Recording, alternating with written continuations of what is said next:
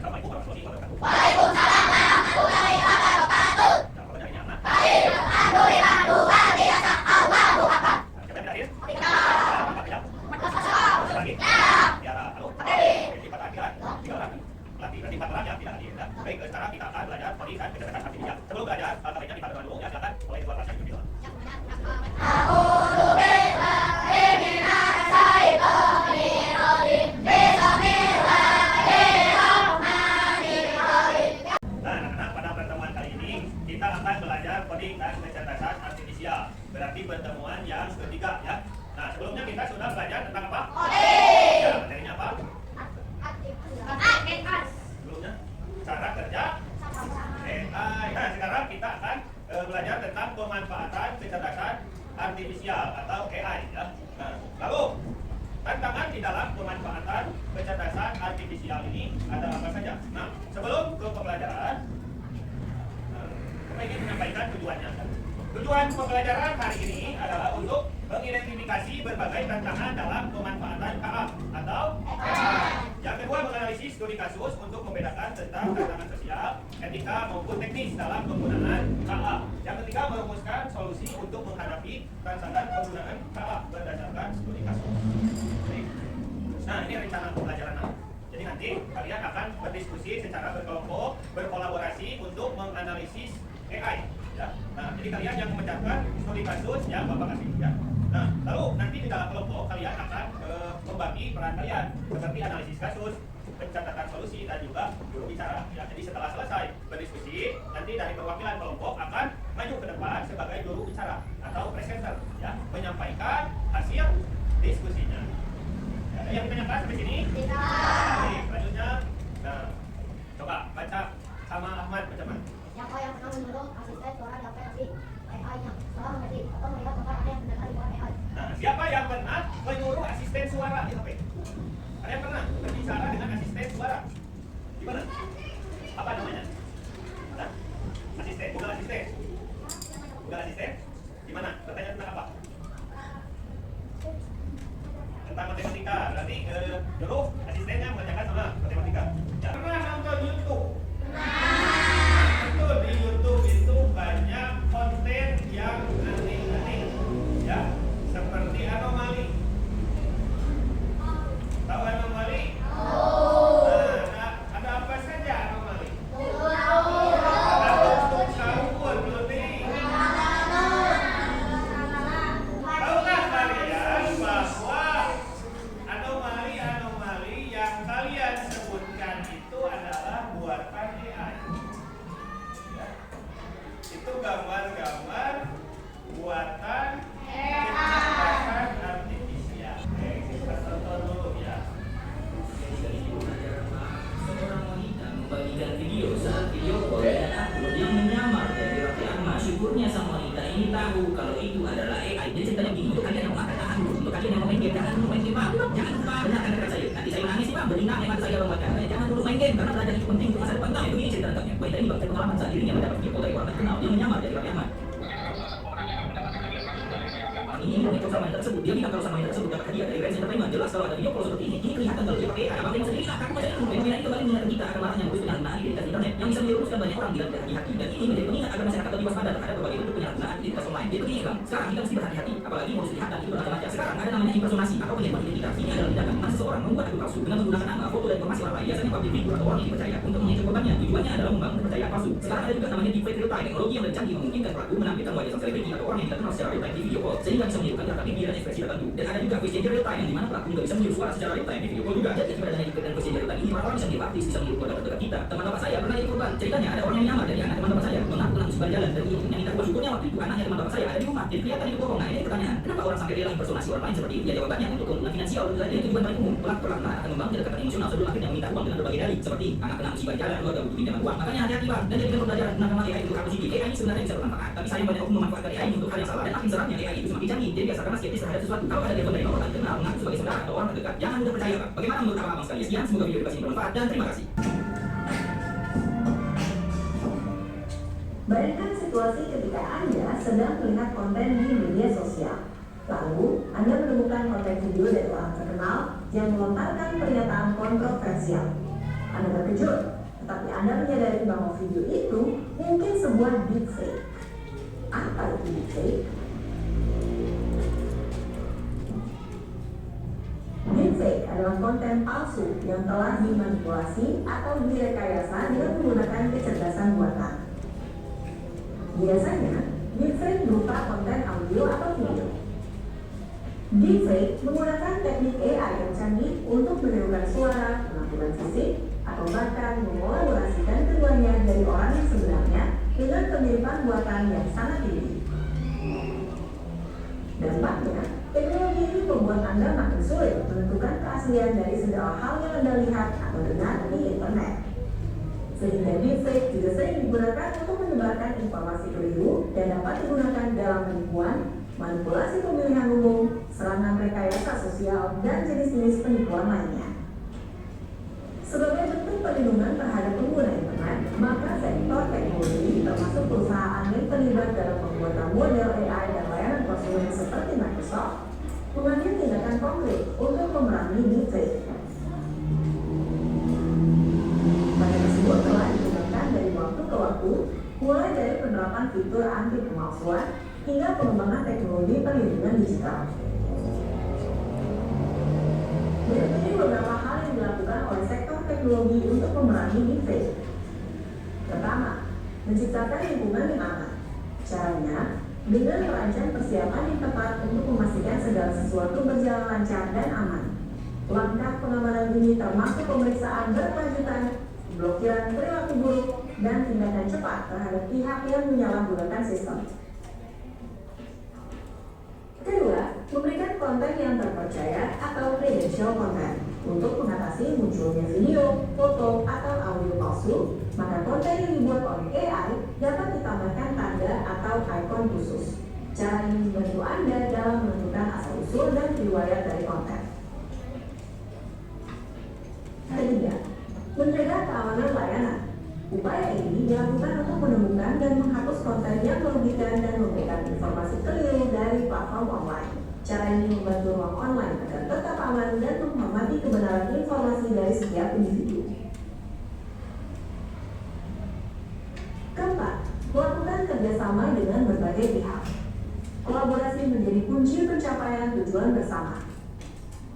Jika pihak-pihak seperti individu di industri teknologi, organisasi yang mengabdikan diri bagi kesejahteraan masyarakat, dan lembaga pemerintahan dapat berkumpul dan bekerja sama, pihak-pihak tersebut akan berkontribusi untuk menciptakan ruang online yang lebih aman. Pendekatan terpadu ini dapat menghasilkan solusi yang inovatif dan perlindungan yang lebih kuat bagi setiap individu di ruang digital. Kelima, mengembangkan undang-undang untuk tantangan baru. Seiring munculnya tantangan baru, berbagai upaya telah dilakukan untuk mengembangkan undang-undang dan inisiatif baru guna melindungi masyarakat dari penyalahgunaan teknologi. Keenam, memberikan edukasi publik. Bentuknya dapat berupa informasi yang perlu didapatkan dan diketahui setiap orang. Oleh karena itu, berbagai inisiatif sedang dilakukan untuk memberdayakan masyarakat agar dapat membedakan konten asli di antara peredaran konten-konten yang beragam aspek kebenarannya. Videonya barusan tentang apa? Tentang AI. Ya, maksudnya apa? Penipuan ya. Yang pertama penipuan, Raffi Ahmad. Nah, itu menggunakan teknologi deepfake. Pemanfaatan kecerdasan artifisial. Coba baca di hal.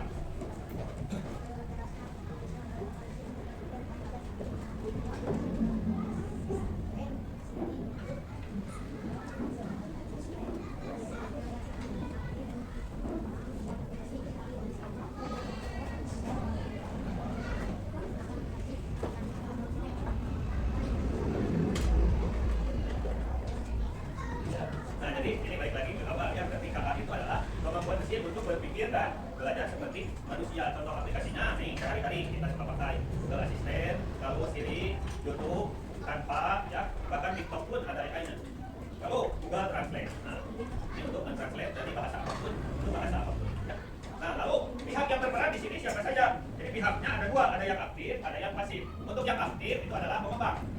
sini maksudnya adalah orang yang membuat program AI tersebut ya. Nah, contohnya chatbot tadi GPT, Gemini ya, itu yang membuatnya disebut dengan pihak yang aktif. Lalu yang kedua ada pihak yang pasif. Pihak yang pasif di sini adalah pengguna. Penggunanya siapa? Kita, masyarakat awam yang menggunakan AI disebut pihak yang pasif. Contohnya naon? Kita saat buka HP. Nah, HP-nya pakai rekamnya itu jadi contoh. Jadi begitu lihat. Klik, apa? Nah, itu berarti pakai teknologi AI untuk mengenali wajah dari pemilik HP. Nah, tantangannya nih ada 3 tantangan dalam pemanfaatan AA atau AI. Coba yang pertama, Angga baca nggak? Yaitu tantangan sosial. Masalah yang berdampak terhadap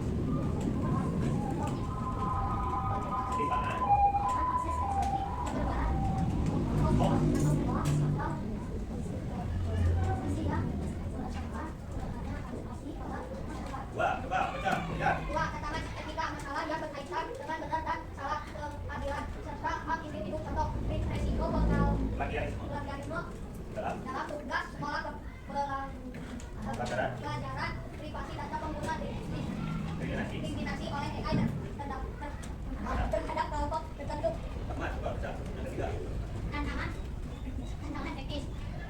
Salah, salah, Masalah ya. masalah yang berasal dari cara kerja teknologi itu sendiri contoh kebutuhan data yang sangat besar dan kualitas karena ahli untuk mengembangkan AI yang tadi. yang tadi. Sulitnya melindungi data dari peretasan. Nah, jadi tantangan pemanfaatan KA ini ada 3.